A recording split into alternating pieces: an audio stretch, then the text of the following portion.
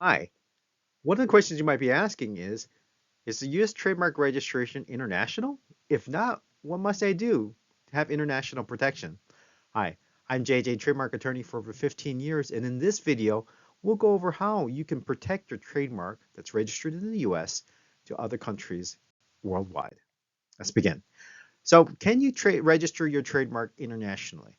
Yes, but there isn't a single body where you could register at one place and have it protected universally worldwide. So there are two common ways or practical ways that you can do this. One is filing your trademark in each of those countries or going through the Madrid Protocol through WIPO, World Intellectual Property Organization, to extend your protection of your U.S. trademark registration to those other countries. So let's talk about each of the different benefits, pros and cons, and what's allowed for each of these. So first of all, must you have a USPTO, US trademark registration before you file and extend your protection in each of these countries? If you're filing directly in any other country and you're hiring a law firm to do so in those countries, you don't need a US trademark registration to do so. You're filing it independently, you're filing it as if they're brand new, as if you're doing it from scratch in each of those countries, and you're treating it in that way. So you're hiring your own attorney, or you're doing it yourself, or filing the application in each of those countries independently from one another. Now, the other way to do it, if you want to file it through WIPO, through the Madrid Protocol, yes, you do have to have a U.S. registration. Now, you can file a WIPO application without having your application registered.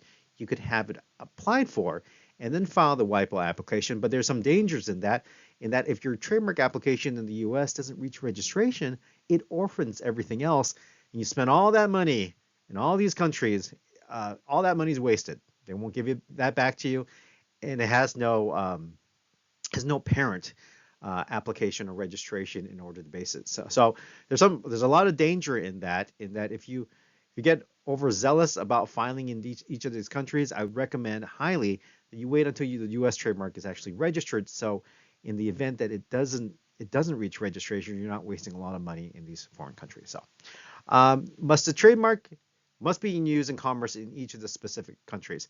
I put yes here, even though some countries it's just first to file, they're not looking for in use. More and more, each of these countries are requiring in use because there's so many filers that are just trying to file it for squatting purposes, and they're trying to avoid that. One way to avoid it is to actually show use of the mark in commerce. So just to be safe, if you are planning on using the mark in commerce in those countries, that or if you plan on filing in each of those countries, it is a good idea to have your goods or services in use or your trademark in use in those countries as well. However, for WIPO, that's not required.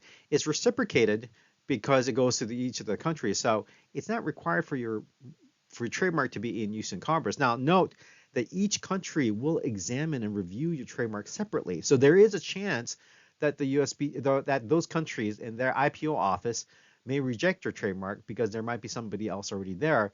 That being said, you don't have to have proof of use or you don't have to have in use in commerce for you to extend your protection there. So, do you have to hire a law firm from that country? I put yes. You don't have to. It's a lot easier. There's a lot of particularities and nuances for each of those countries, so we highly recommend that you do.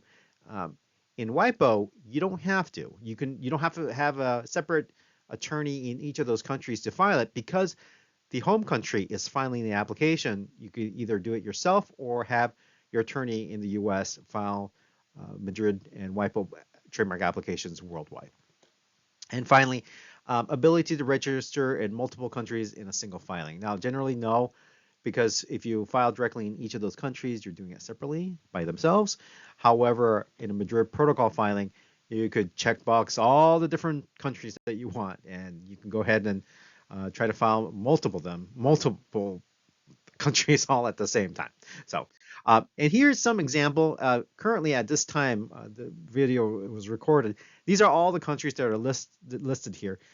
Note that there are separate individual country fees. Now, there are some blocks of countries that you can register under. The European Union is one of them.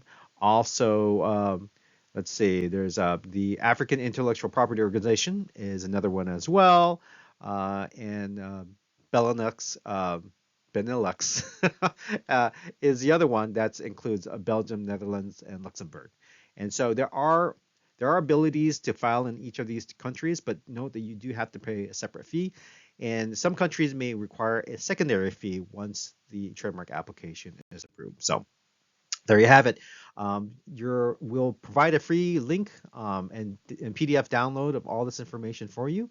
But for more tips, tricks, and trademark news, please visit our website at tmtelegram.com. TM as in trademark, telegram.com. And until next time, keep your brand safe and protected. Have a great day. Bye bye.